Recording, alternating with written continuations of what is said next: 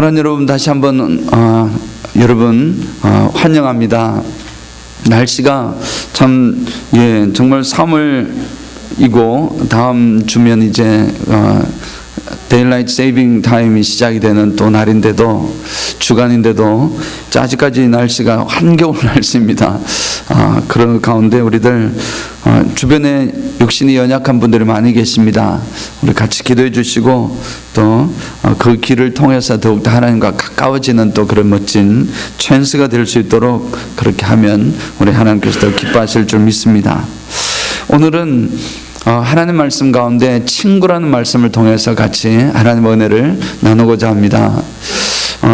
세상에 살아가다 보면 참 여러 가지 모습 가운데 외롭다고 하는 사람들이 참 많습니다.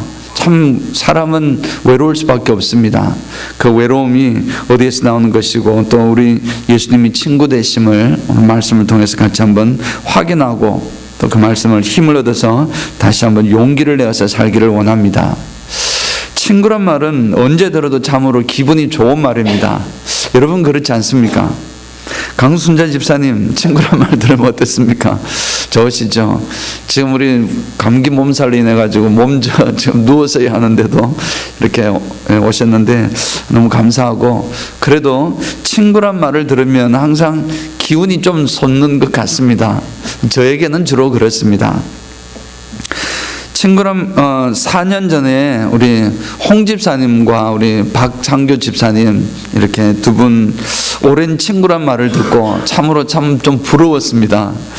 왜냐하면은 이 미국에 와서 친구가 있다, 친한 친구가 있다는 것 자체가 얼마나 큰 행복인지 모릅니다. 근데 어느 날 우리 그 부인 되시는 강 집사님께서 이렇게 말씀을 하시는 것입니다. 저 두 사람은 별일도 없는데 매일 전화를 해서 무슨 통화를 그렇게 오래 하는지 아마도 두 사람 사귀는가 봐요. 그렇게 이야기하시는 것입니다.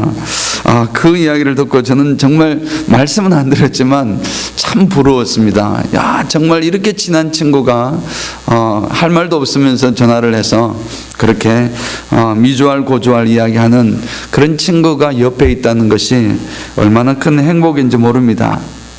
친구란 하여간 참 좋은 것입니다. 어릴 때 친구를 우리는 중마고라고 합니다. 그렇습니다. 중마고 뜻을 보니까 죄송합니다. 용서해 주시기 바랍니다. 죽치고 마주보고 앉아서 고스톱을 치며 우정을 나누는 사이, 그렇게 누가 정의를 한 것을 보았습니다. 정말 그걸 좋아하는 사람은 그럴 수도 있겠다는 생각이 들지만 정말 어릴 때부터 참 중마고우다 그렇게 이야기를 하면 참 뭔가 가슴이 훈훈해지고 편안해지는 그런 마음이 듭니다. 사람은 나이가 어리든 나이가 정말 좀 들었든 또는 남자든 여자든 어느 누구든 간에 친구란 말은 참 기분 좋은 말이고 가슴을 조금 들뜨게 만드는 말이기도 합니다. 이미 오래전의 이야기지만 한국 영화 가운데 친구란 영화 여러분 아마 대부분 어르신들은 다 보셨을 것입니다. 친구란 영화가 있었는데 큰 한국 사회에 큰 반응을 불러일으켰습니다. 물론 등장하는 배우가 아주 잘생기고 또 연기도 잘해서 그런 또 영화가 재미있게 만들어져서 그럴 수도 있겠지만 이 친구라는 제목 자체에 대한 향수가 있다고 합니다. 친구라는 그 제목 자체가 주는 향수 때문에 사람들의 마음을 자극을 해서 결국 이제 친구라는 그 신드롬을 일으킨 그런 영화가 되었다는 것입니다. 저도 이 친구란 말을 들었을 때에 고등학교 때 정말 친하게 지냈던, 잊고 있었던 제 친구 얼굴이 떠올랐습니다. 아주 정말 30년도 훨씬 더 된 그 오래전에 정말 친한 친구가 있었는데 하여튼 같이 모험을 떠났던 그런 이야기가 있었습니다. 무인도를 가보려고 어떤 섬이 하나 있는데 배를 하나 빌려가지고 무인도로 노저 가자. 그래서 갔는데 얼마 되지 않았는 줄 알았는데 그 섬에 갔다가 그냥 잠깐 놀다가 돌아왔는데 5시간이 걸린 것입니다. 그래서 그 배를 빌려주신 그분은 실종 신고를 지금 내진 않았다고 그러고 내려고 하고 있다고 하면서 얼마나 참 혼을 내고 우리들에게 그렇게 했는지 그때 얼굴이 떠오르고 그런 생각들이 났습니다. 친구란 말 자체가 이런 기쁜 마음을 주는 것은 분명한 것 같습니다. 여러분의 그 친구 중에서도 또 베스트 프렌드가 있습니다. 최고로 친한 친구. 그걸 좀 줄여서 베프라고 합니다. 베프. 베스트 프렌드가 있는데 베프가 누구시냐? 여러분의 가장 친한 친구가 누구이십니까? 그냥 친구도 있지만 정말 모든 것을 다 터놓고 이렇게 하는 그런 친구, 베스트 프렌드가 누구냐? 라고 질문을 혹시 여러분들에게 질문을 하신다면은 여러분들은 어떻게 대답하시렵니까? 우리 김 집사님이나 우리 박 집사님이나 어떻게 대답하실지. 지금 이 힘들고 바쁜 이민 생활에 베프가 뭡니까? 정말 그냥 말 한번 말 편안하게 터놓고 이야기할 사람도 없는데요. 그렇게 이야기하는 것입니다. 특히 고향을 떠나와서 먼 미국 땅까지 와서 살고 있는 우리들은 정말 그런 경우가 많습니다. 우리들 가운데 대부분은 친한 친구 하나 없이 살아가고 있습니다. 정말 여러분 가운데 그런 친구 한 명이라도 있으면, 정말 한 명이라도 있으면 정말로 좋겠는데, 한 명의 친한 친구라도 있으면 내가 참 행운아인데 라는 생각을 가지고 계신 분들이 많습니다. 이민사회라는 특수성 때문에 그렇기도 하고 사실은 지금은 한국 사회도 마찬가지일 겁니다. 근데 우리 교회는 이렇게 또 행운아들이 많이 있습니다. 우리 아까 말씀드린 홍 집사님, 박 집사님 뿐만 아니라 또 오늘 또 몸이 안 좋아서 출석하지 못했던 우리 이 집사님이나 노채봉 집사님이나 이런 분들도 아주 어릴 때부터 친구라고 합니다. 그러니 참 저들은 참 행운아인 것입니다. 그래서 이 친구란 말씀을 마지막으로 하나만 더 말씀을 드리면, 친구가 과연 어떤 사람인가 하는 것에서 런던 타임즈라는 신문사에서 이렇게 친구란 말의 정의에 대해서, 친구가 과연 어떤 사람인가라는 정의를 가장 잘한 사람에게 상금을 걸고서 이렇게 모아보았더니 가장 우수한 것 3개를 이렇게 요약을 해보았다고 합니다. 3등이 된으로 뽑힌 정의가, 친구가 과연 무엇인가 하면, 친구란 뭐냐면, 3번째는 만나면 기쁨이 배가 되고 고통은 반으로 감해지는 사람이다. 그렇습니다. 친구는 정말 만나면은 기쁨은 2배가 되고 슬픔은 반으로 줄어드는 그런 존재다라는 것입니다. 2번째는 이런 표현을 했다고, 2번째는 친구란 너무 괴로워서 아무 말도 하지 못하고 침묵할 때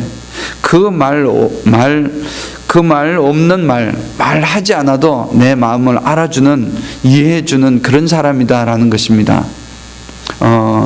정말 어떤 변명도 하지 못하고 어떤 상황 속에서 괴로워서 말을 하지 못하고 침묵하고 있을 때 무슨 말을 하고 있는지 이미 그 사람의 마음을 알아주는 사람, 그 사람이 친구라는 것입니다. 내 마음을 알아주는 사람, 그분이 친구입니다. 마지막 1등은 어떤 사람이 뽑혔냐면은, 친구란 온 세상과 모든 사람이 다 나를 버릴 때 그때에 찾아와 주는 사람이다. 그것을 친구라고 했다고 합니다. 세상 모든 사람들이 다 나를 덩지고 했다는 것은 내가 분명한 오해가 있을 것입니다. 굉장한 오해 가운데 있을 것입니다. 그리고 또 어려운 환경에 있을 것이고, 어쩌면 또 잘못을 정말 했을 수도 있습니다. 정말 부끄러워서 얼굴 들지 못하는 상황으로 정말 치명적인 잘못을 행했던 그런 경우일 수도 있습니다. 그런 경우에 말없이 찾아와 주는 사람, 그 사람이 진짜 친구라는 것입니다. 자, 그래서 결국은 이 친구라는 것은 좋은 일뿐만 아니라 굳은 일도 힘든 일도 다 함께 나누는 사람이 바로 친구다라는 것을 볼 수 있습니다. 평생에 이런 친구 여러분들은 분명히 가지고 있을 줄 믿습니다. 만약에 지금이라도 여러분 가운데 정말 기쁜 일이 생겼을 때, 정말 좋은 일이 생겼을 때 과연 여러분들은 누구에게 먼저 말을 하고 싶습니까?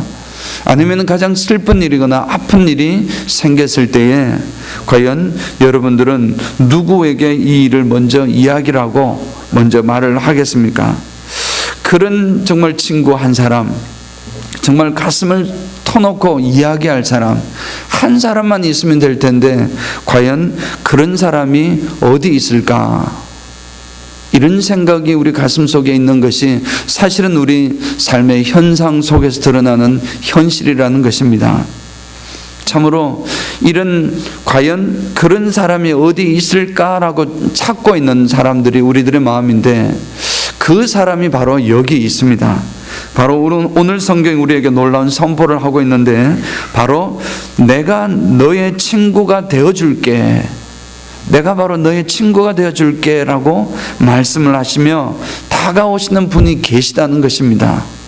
여러분 이미 아시고 계시지만 그분은 바로 우리 주님이신 예수 그리스도이십니다. 하나님께서는 우리를 친구라고 다가오셔서 우리를 친구로 인정해 주시고 친구로 대해 주십니다. 그래서 성경은 그런 사람들을 많이 소개를 하고 있는데, 몇 명만 이렇게 보면 우리 가장 대표적인 정말 친구라고 또는 벗이라고 불렀던 그 사람이, 대표적인 사람이 아브라함과 모세였습니다. 아브라함은 성경 야고보서 이제 2장 23절에 보면 이렇게 말씀을 하고 있습니다.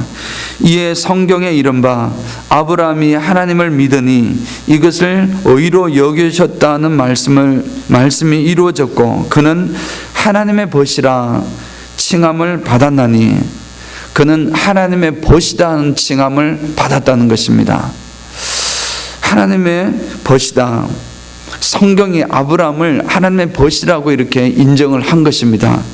그리고 한 구절만 더 보면은 이제 창세기 18장을 보면 여호와께서 이르시되 내가 하려는 것을 아브라함에게 숨기겠느냐. 제가 너무너무 좋아하는 부분입니다. 내가 하려는 것을 아브라함에게 숨기겠느냐. 아브라함에게 숨기지 않으셨습니다. 여호와 하나님께서 아브라함에게 속을 드러내 보여주셨습니다. 사실 여호와 하나님께서 아브라함에게 이 심판을 하실 계획을 말씀하셨습니다. 이제 소돔과 고모라 땅을 심판하실 것이라는 사실을, 그 계획을 아브라함에게 그냥 친구처럼 드러내놓고 이야기를 하셨던 것입니다. 너와 나 사이에 무슨 비밀이 있겠느냐, 그런 사이가 된 것입니다. 사실 성경에서 가장 하나님의 마음을 이해한 사람이 누구일까? 여러 인물이 나오지만 저는 개인적으로 아브라함을 적극적으로 추천을 합니다. 왜냐하면 하나님과 아브라함 사이에는 굉장한 공감이 있었습니다. 하나 되는 마음이 있었습니다.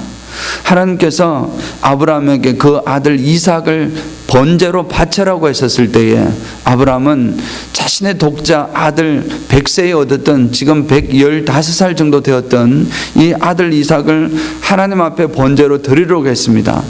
그럴 때에 가슴 아파하는, 정말 아브라함의 심장이 터질 듯한 그 마음이 있었을 텐데, 그 마음을 하나님께서는 아셨던 것입니다. 바로 하나님의 아들 예수 그리스도, 독생자이신 홀로 계신 그 아들 예수 그리스도를 이 땅에 사람들을 위해서 희생하게 하셨던 그 마음이 오버랩되는 것입니다. 그래서 아브라함과 이 하나님 사이에는 비밀이 생긴 것입니다. 세상 모든 사람이 모른다 할지라도 하나밖에 없는 아들을 정말 하나님 앞에 바쳐야 하고, 정말 어찌 보면은 죽여서 하나님의 큰 의를 이루고자 하는 그 일에 대해서 하나님과 아브라함 사이에 비밀이 생긴 것입니다. 그 사이가 바로 하나님과 아브라함 사이의 관계였기 때문에 하나님께서는 그를 벗이라고 그에게 숨기지 않으셨던 것입니다. 두 번째 볼 수 있는 사람은 모세입니다. 모세는 출애굽기 33장 11절 말씀에 사람이 자기의 친구와 이야기함과 같이 여호와께서는 모세와 대면하여 말씀하시며, 그렇게 말씀하셨습니다. 앞부분에만 제가 읽어드렸습니다. 사람이 자기 친구와 이야기함 같이 여호와께서는 모세와 대면하여 이렇게 말씀하시며, 모세와 하나님의 얼굴을 마주하고 했지만 물론 얼굴과 얼굴을 바로 보지는 않았을 것입니다. 아직까지 구약시대든 어느 시대든 하나님의 얼굴을 정면으로 대면한 사람은 아무도 없습니다. 그러니까 하나님의 얼굴을 대면할 수 없었기 때문에, 그럼에도 불구하고 하나님께서는 모세를 만난 것이 친구처럼 정말 허심탄회하게 지냈던 그런 모습으로 이렇게 대했음을 보여주었습니다. 그래서 우리는 성경을 통해서 하나님께서 친구다라고 불렀던 사람들을 살펴보면 이 사람들이 굉장히 위대한 사람이었습니다. 아브라함이 누구입니까? 금방 말씀드린 대로 위대한 믿음의 조상이 된 사람이고, 또 모세는 그 민족을 이끌었던 위대한 사람이었습니다. 그런 사람들에게 하나님께서는 너는 나의 친구다, 내가 너에게 뭘 숨기겠느냐, 그렇게 하셨던 것입니다.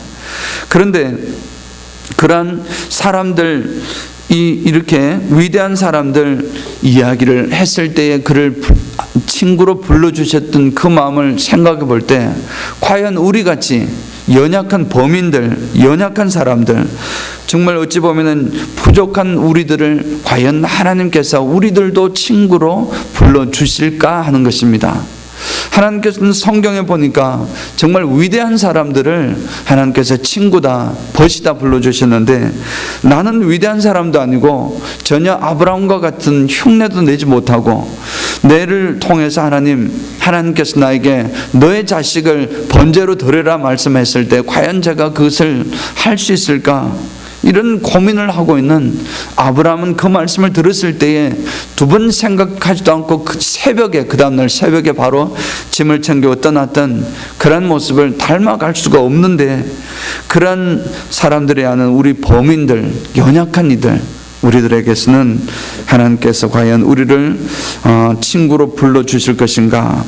하나님께서는 위대한 사람만 친구로 불러주신 것이 아니었습니다. 오늘 마가복음 2장 16절을 보면은 이제 우리 예수님 제자들을 친구로 불러주신 것도 모자라서, 사실은 마가복음 2장을 보면 바리새인들의 서기관들이 예수께서 죄인과 세리들과 함께 잡수시는 것을 보고 그의 제자들에게 이르되 어찌하여 세리와 죄인들과 함께 먹는가? 우리 예수님께서는 이제 죄인과 세리들과 함께 먹으면서 저들의 친구가 되어주신 것입니다. 당시 유대 문화에서는 꿈꿀 수도 없는, 상상할 수도 없는 일입니다. 랍비라고 불리주는 사람이, 자칭 교사라고 불리고 이제 랍비라고 불리는, 선생이라고 불리는 자가 죄인과 함께 식사를 하는 자리에 있다는 것은 상상할 수 없는 것입니다. 죄인은 왜냐하면 식사를 한다는 것은 그냥 밥을 먹는다는 의미를 더 떠나서, 더 나아가서 그와 친교를 나누고 정말 친구가 된다는 의미를 담고 있습니다. 그런데 어떻게 저들과 친구가 되겠느냐 하는 것입니다. 그럴 수 없습니다.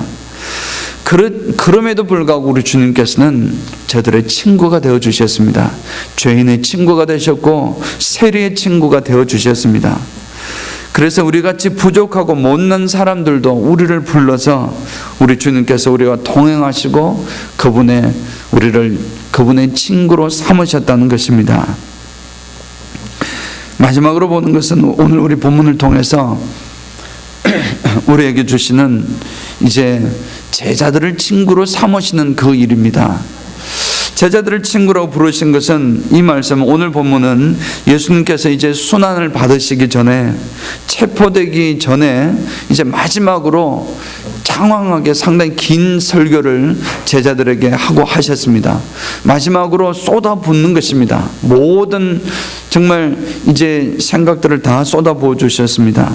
우리 제자들을 위해서 이제 선포를 하셨는데, 그 상황은 사실 제자들이 얼마나 안타까웠겠습니까? 정말 예수님의 심정을 생각을 하면은, 나와 같이 있을 때는 그래도 나의 보호를 받았는데 내가 이제 십자가에 죽고 하늘나라로 40일에 올라가고 하면은 이 제자들, 얼마나 연약한 제자들, 정말 사자같이 정말 사단이 움직이고 있는 이 세상에 저들을 홀로 내버려 두려고 하니 얼마나 가슴이 아프시고 정말 마음이 아프셨겠습니까? 그 예수님께서 마지막으로 제자들에게 지금 말씀하시는 설교의 내용 중에 나오는 것입니다. 그때 우리 주님께서는 나는 너희를 종이라 하지 않고 친구라 하시겠다는 것입니다. 주님과 우리의 사이가 어떤 사이입니까? 주님과 우리의 사이는 스승과 제자 사이이기도 하지만 하나님과 인간의 사이입니다. 주인과 종의 사이입니다. 조물주와 피조물의 사이입니다. 그런 사이를 우리 주님께서는 우리를 친구로 인정해 주시고 친구처럼 대해 주시겠다는 것입니다. 그런데 사실 본문을 좀 더 살펴보면은 친구로 지금부터 대해 주시겠다라고 말씀을 하는 것처럼 보이지만 사실은 이미 친구로 대해 왔다는 사실을 말씀하고 있습니다. 우리는 이미 이 제자들을 예수님께서는 이미 제자들이 알아차리든 몰랐든 간에 친구로 대해 왔다는 것입니다. 친구의 가장 특징은 뭐냐면은 바로 남이 모르는 비밀을 서로 알고 있는 경우라고도 볼 수 있습니다. 세상 사람들은 모르지만 예수님과 이제 제자들 사이는 그 비밀이 만들어진 것입니다.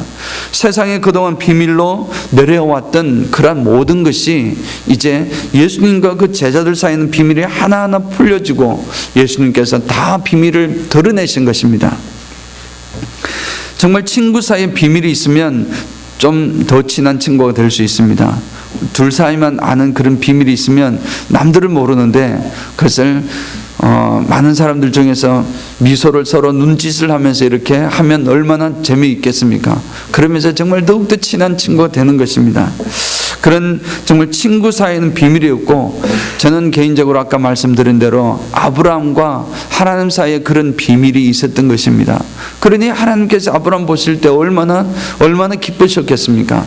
이 아브라함도 하나님이 얼마나 경외하고 얼마나 사랑하는 마음이 있었겠습니까? 아버지로서 독생자 아들을 정말 희생해야만 하는 그런 상황 속에 가질 수 있는 그런 마음이 공유된 것입니다. 자, 그런데 원래 아버지와 아들 사이에는 비밀이 없었습니다. 아버지와 아들 사이에는 비밀이 없었습니다. 예수님의 말이 곧 하나님의 말, 아버지의 말이었습니다. 왜냐하면 예수님이 하시는 말은 전부 다 아버지께로부터 들은 말씀들을 했던 것입니다. 그러니 어느 것 하나라도 예수님이 하신 말은 이 아버지의 말이 아닌 것이 없었습니다. 이제 그런데 아들이신 예수님께서 선포하시기를 내가 아버지에게 들었던 모든 것들을 너희에게 다 이야기해 주시겠다는 것입니다. 그런 사이가 된 것입니다. 이제 제자와 이제 스승의 사이를 넘어서서 친구의 사이라고 말씀하시면서 그 사이를 친구라고 표현하셨던 것입니다. 이제 우리 주님은 분명히 우리에게 친구로 부르시고 우리와 터놓고 지내시는 그런 사이가 되고 싶어 하시다는 사실을 선포하신 것입니다. 주님과 친구가 되는 것은 우리가 선택하는 것은 아닙니다. 오늘 제가 읽어드리지는 않았지만 16절을 보면 너희가 나를 택한 것이 아니요 내가 너희를 택하여 세웠나니 그렇게 말씀하셨습니다. 하나님께서 우리를 이미 친구로 택해 주셨습니다. 사실은 이미 하나님께서는 여러분들을 한 사람 한 사람들을 다 친구로 불러주셨고 이미 친구로 인정하고 계시다는 것입니다. 그런데 세상 모든 사람들이 다 외롭다, 친구 없다고 이야기할 때 우리 예수 믿는 사람들도 똑같이 나도 그렇다 할 때가 아니라는 사실이 먼저 마음에 들어오는 것입니다. 그래서 세상 사람들은 이구동성으로 외롭다 합니다. 자신을 알아주는 진정한 친구 한 명만 있었으면, 그 친구 한 명만 있다면은 내 전 재산이라도 다 내어놓고 싶다라고 표현할 정도로 외로운 마음을, 간절한 마음을 표현하고 있습니다. 그러한 마음 속에 이 세상에 있는 사람들의 외로움을 아시는 우리 주님께서는 이미 먼저 우리에게 다가오셔서 우리에겐 친구가 되어주시겠다. 나는 너의 친구다. 주님께서 나를 친구로 선택하셨다는 것입니다. 사랑하는 여러분, 세상은 어차피 부조리하며 모순 덩어리의 세상입니다. 어차피 세상은 온전한 세상이 아닙니다. 우리가 지금 새벽 기도 시간을 통해서 전도서를 지금 읽어가고 있는 중인데, 전도서의 저자는 끊임없이 수없이 여러 번 반복해서 이 세상의 모든 것은 헛되다는 것입니다. 그 헛된 이유가 완전하고 완벽한 것이 없기 때문입니다.